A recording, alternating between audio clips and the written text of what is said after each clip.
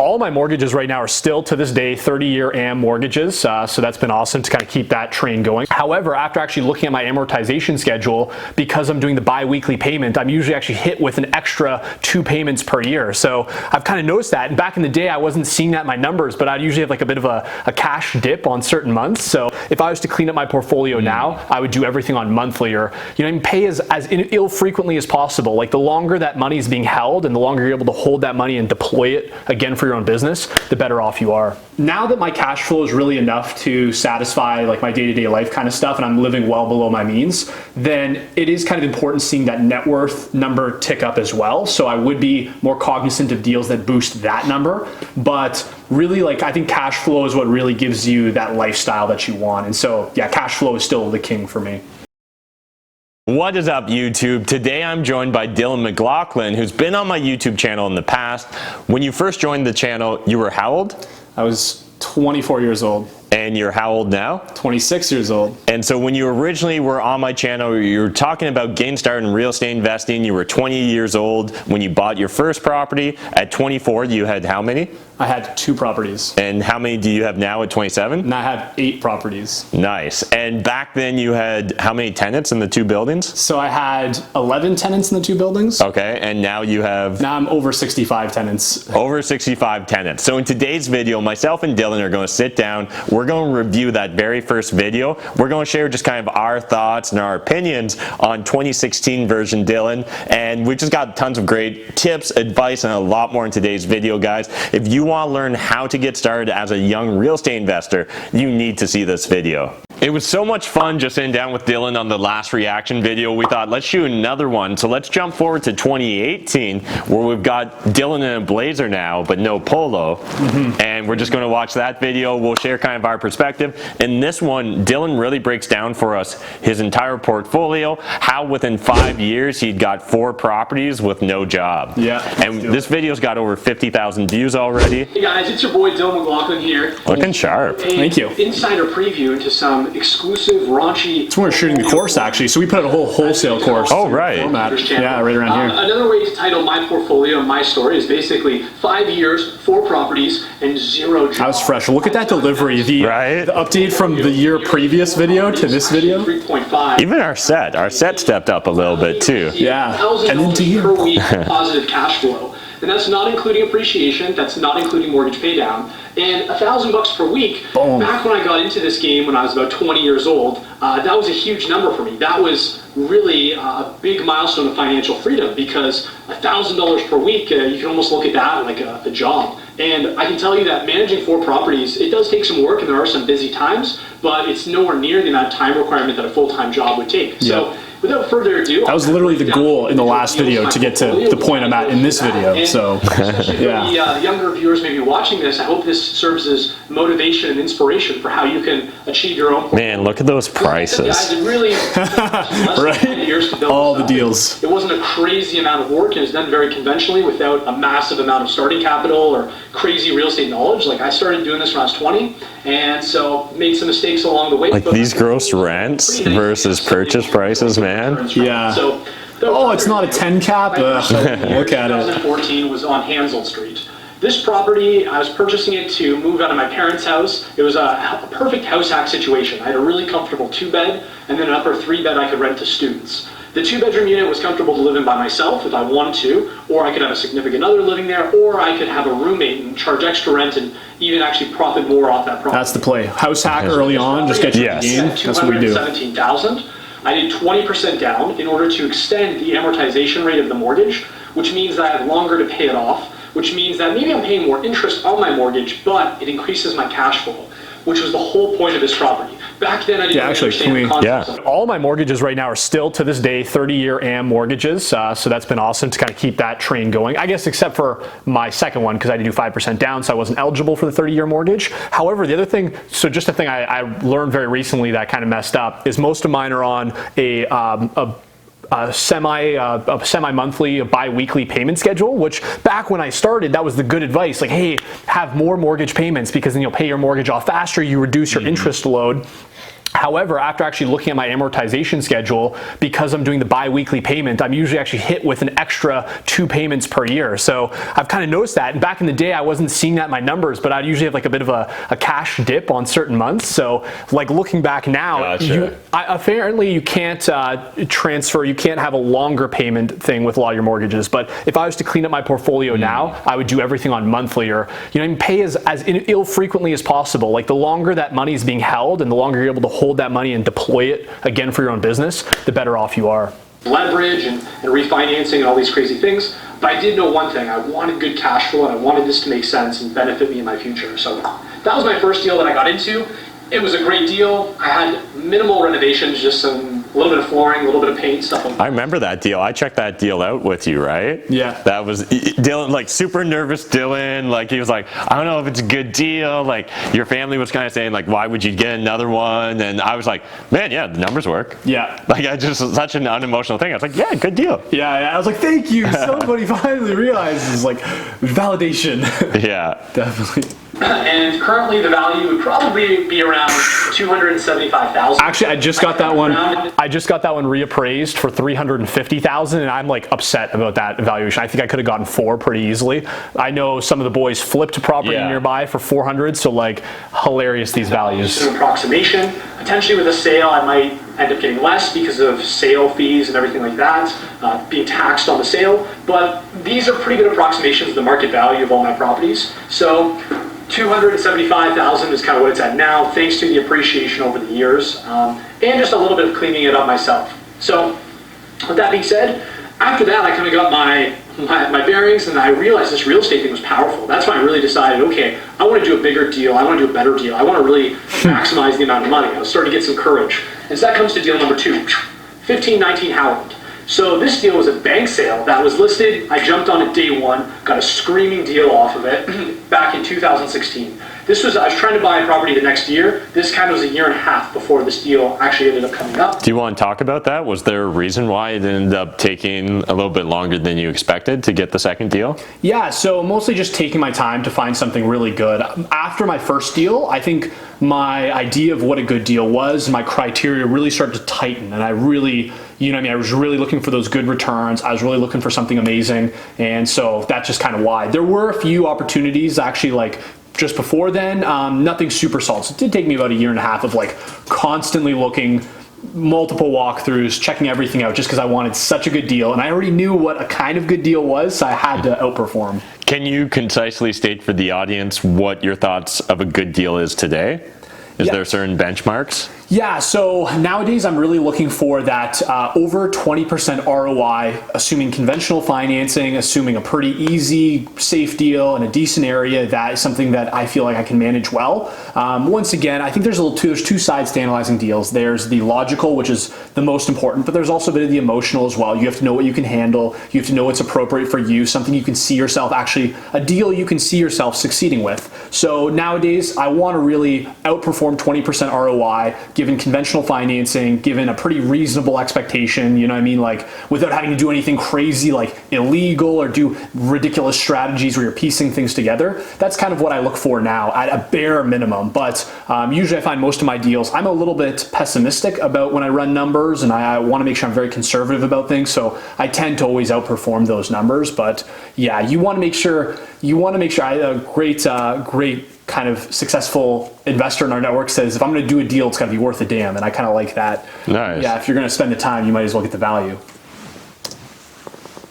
Bought it as a bank sale for $202,000. It was rough when I got it, but not structurally, just cosmetically. Had a lot of boys living there, like 6-bedroom student rental. It was a messy situation. But anyways, I ended up buying it. I actually spent some time living there while I renovated it. That was a lot of fun. Those were good times. Is that when you had the trampoline in the backyard and stuff? Yeah. So by just redoing all the finishes and making it look pretty, I was able to only spend $20,000, because like new kitchen, all new flooring, all paint. Did all the work myself on that one. Lived there, did it all. Roof on the back. That's crazy. Now you're smarter and less frugal and you outsource all the work? 100%. Maybe not all the work, I'm not quite, but yeah, I'm definitely stepping away from the tools further and further. It's important. Little things as well. And I was able, now currently that same property would be worth around $300,000. So Huge value add on this one. Yeah, easy 4 I now, easy. do a high ratio mortgage on that, so I don't have a huge amount of equity right now. But once again, that deal was probably one of my best deals. It was right before the market really took off.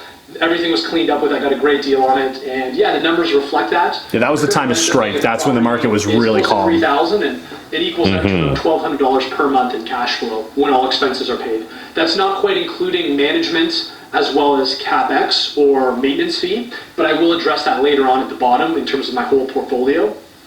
So then after that, I kind of got 2 deals under my belt. The last one went fantastically well. A lot of people said I couldn't do it. A lot of the naysayers and haters, oh, why are you doing real estate? But that was really proof of the... What's it like now? Like, does like friends, family that aren't real estate investors, are they like, oh, respect, like clearly you know what you're doing? Or like when you tell them, hey, I just got a 5-plex or a 4-plex these days, what's the reaction like?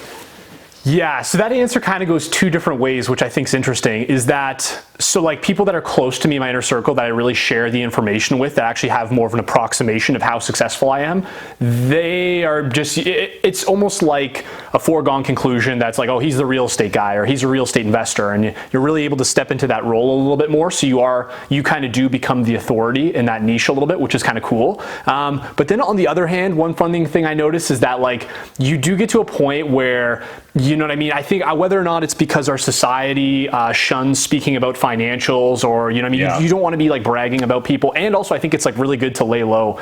There's no point in letting people know, you know what I mean, how much you've got or what you're doing here, because usually like nothing good comes of it in most cases. So you don't attract the people you want. So a lot of times like I'll keep it really, really on the down low. And that's a funny one to watch, because it's interesting watching people who come into your network slowly uncover that thread. You know what I mean? Whether or not it's like in your dating life or whether you're meeting new friends on an outside of business kind of perspective. It's kind of interesting because people start asking questions, or you'll start dropping little tidbits, and then eventually they'll kind of like, you know what I mean, try to dig deeper and see what's going on. So that's a funny part. You should be a little bit mysterious, you know what I mean? You don't want to give people too much information. And so that's been a fun thing to play with. Interesting. That the value can be there when you work hard. At the time, it wouldn't have appraised for 300, but even then I got it reappraised shortly after for around 260, so I knew that the value was there, and I made all my money back on the deal. So I was excited, guys. I was ready to keep the ball rolling and go on to my next one, and that highlights 1504 Howland. So this was another deal I found. This is actually a private deal. That's probably my favorite property. On the exact same. Is there a reason for that? Just emotionally, I just like it. I did like, yeah, that one I was still very involved with the renovations. So once again, but I wasn't doing all the work. Is that the basement one? That's the basement. Okay, cool. Yeah, I remember that one. Nice finishes, just like totally gutted everything, redid everything. And like changed the layout a bit too, right? Yes. Yeah. Yeah. Cool. The exact same style property, so I already knew what I was getting myself into.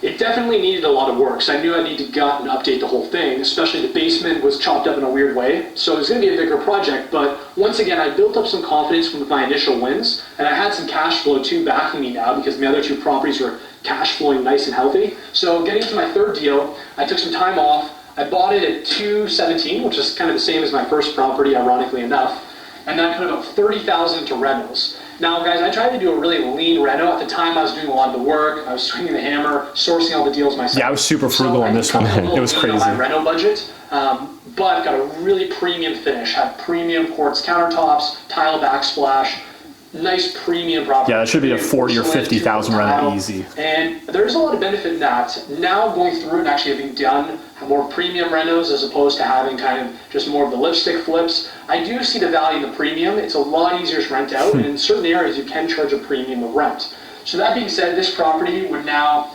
reappraise at 325 pretty conservatively. I've seen sales go for that or more for lesser product. And I'm getting really great numbers on it because in that area, these are all student rentals, all in a similar student area, and I find that students and parents are willing to pay that extra money, because when you have multiple bedrooms, increasing the rent per bedroom is only a small amount, but it's multiplied by 5 or 6 people. So just a small tweak in rent, people don't mind paying an extra $25 maybe for a killer location and just a sparkly, beautiful, modern property, and you're going to just get the extra cash flow, so it's worth it in that area. So with that area, I'm now making over $3,000 per month gross, and my cash flow is about $1,500 per month from that property. This one as well, I also financed with 20% down. I did a longer mortgage term to improve my cash flow. So that's why these two properties have a different cash flow number, because the expenses are a bit higher as well, even though the purchase price is lower on this one. Finally, while I was wrapping this deal up, actually, a friend of mine... One funny thing I want to add to that deal, and I think why it's also one of my favorites, is that when you're winning, it's really easy to be energized, but when you're losing, it's like this grinding like drain. So like that was a deal that like right when I stepped into it, I knew I was like winning. Like I already owned a property on that same street that was the exact same layout, the exact same style. So I already knew it was a good deal. You know what I mean? And like the cash flow on this one was higher. So just like, it's just every day going to work on, I was like, this is going to crush, this is going to kill. So, you know what I mean? It's a good perspective, like having that winning mindset. And it was in the area that I specialize in, the student rental area, and that's this one on 32 Wisco. And this one I'm actually partnered up with another investor. A lot of you guys might know him, Michael Rosehart, the frugal mongrel. That guy went on to do nothing, obviously. Yeah, I haven't heard of that guy at all. He dropped out of real estate, just gave up, hung up the shingle, and that was it for Mike Rosehart. Right, exactly. Obviously, Mike Rosehart, we know him, we love him. He's one of the co-founders of London on Fire with us. One of the other big YouTubers in Canada, and yeah, love Mike. Yeah, he's a boy. We like to call him. You guys have managed to stay JV partners on this? Yeah, we the friendship hasn't dissolved and arguments. No, Mike's awesome, and that's really, I think that really highlights like JVing with people that are of a similar interest to you, similar path, similar goals. You know what I mean? They see like a JV is like a lot like a marriage, and like, you know what I mean? Mike he'd be a great potential partner. Like, you know, family man, he's got, you know what I mean? No, but honestly, that's the thing. So if anything, you know what I mean? I love it because it allows me to keep in touch with him too, because with these busy individuals, like you're not just going out for beers and just chilling, not doing anything. But when you have deals together, you know what I mean, you're able to catch up, you're able to share contractors, share experience, share tips. So yeah, I'm still super pumped about that deal. Nice. I can help him with renovations. I can help do a lot of the day-to-day stuff. So we decided to go into a 50-50 partnership, where I basically put down half the deposit funds, he put down half the deposit funds. We both split the renovation costs. And then now we both own 50% of this property, and we receive 50% of the cash flow from the property. In the event that we decide to sell the property or refinance it, once again, we'll split the proceeds like that, 50-50. Very nice, clean way to structure your JV. Yeah, keep them clean for sure. Easy to do. We have it all written under documentation, but once again, and another thing is he is a personal friend of mine as well as a business contact, so a guy like that I would be totally comfortable doing deals with, and that's why it's really important to build up your network with other guys you can trust and you admire, because at the end of the day, both of us would be able to have this deal go successfully. So now when you bring both of us together, it's just great. It's great to have somebody to talk to when problems arise, you're facing issues. It's great to have that support, and yeah, so that one's been great. So that deal we got for 170, actually maybe even slightly under 170. Then about 15,000 into renovations. Needed a new kitchen downstairs, as well as the downstairs had to be refinished. There wasn't a huge space. We did that up, and then cleaned up the rest of the house kind of strategically. Quartz countertops, some premium finishes, but also keeping things nice and clean. And now that property would probably sell for $275,000, which is a nice big jump, guys. Basically, almost $100,000 jump. It's a gift that keeps on giving. We had minimal renovations into it, and we're able to flip it around quickly and get it rented out. That one is a cash flow beast. It is actually a semi-detached property, so you're paying less on insurance, you're paying less on utilities because it's sharing the space and the real estate with another half of the building. So the expenses are super, super cheap on it, but the rent is almost just as high because you're in that good student area where you can constantly fill vacancies. So once again, that one's about $2,750, $2,740 to be exact. And the cash flow on that, believe it or not, is around $1,600 a month, guys. Like $1,600 a month, right? That's pretty impressive. If you can do a deal where you're cash flowing $1,600 per month, that's going to make you pretty happy. And once again, that gives you the margin to JV on it, because both of us are receiving about $800 per month cash flow from this one property alone. So that's enough to keep both of us happy. And when things come up, it's worth our time to fix it because we're definitely getting compensated for our time there. So anyways, this is the kind of general overview of the 4 deals that comprise of my portfolio right now. I do have other money invested in other ventures and other things tied up in real estate, but in terms of holdings, this is what I got. And so shouldn't have gone all in on Bitcoin at that time. I'm regretting that now. No, I'm just kidding. One of my main focuses is you never regret Bitcoin. You never do. What's going to allow you that freedom? BitConnect! Sure, net worth is a precursor to cash flow in many senses because you can invest your net worth into different investments. But once again, one of the benefits of real estate is finding and pushing these cash flow investments forward, getting these massive ROIs. Is cash flow still the main focus of your investment strategy now? Yeah, pretty much. I think now my goals have slightly shifted because it is now that my cash flow is really enough to satisfy like my day-to-day life kind of stuff, and I'm living well below my means, then it is kind of important seeing that net worth number tick up as well. So I would be more cognizant of deals that boost that number. But really, like, I think cash flow is what really gives you that lifestyle that you want. And so yeah, cash flow is still the king for me. Nice. Some of these deals like Howland, where I put 5% down, I'm over affinity ROI because I put 5% down, and then once I've done the renovations, I could refinance it. So I was able to recycle money from these properties as well as have equity sit. So yeah, burst snowball. Yeah. With that being said, going back to the cash flow, before I get off the rails, basically the gross cash flow of all the properties is over $10,000 per month. So about $11,090, kind of averaged out amongst the main expenses, which leaves about $4,500 per month in cash flow from my portfolio. Boom. Now, once again, as you'll remember earlier, I didn't include the vacancy and CapEx, or like renovation costs, in some of my cash flow numbers. That's because it's way too variable. Considering some of my premium properties, I've literally had to do like barely any work on them over the past year. Some of them are just in really clean shape. My CapEx, my vacancy has been zero for my entire 5 years investing in real estate. That's partially due to hustle and due to student rentals. Yeah, now hasn't been probably have to take a little bit of cost in terms of pretty close though. Pretty close. Hired out my property management. But right now, guys, like I'm telling you, it's like a part-time job and not even a difficult one. I would say maybe like once a week I have a couple of responsibilities to look through in terms of either spreadsheets or phone calls. And then maybe once or twice a month I actually have to grab my tools, get to the property, clean some things up, and actually push things forward.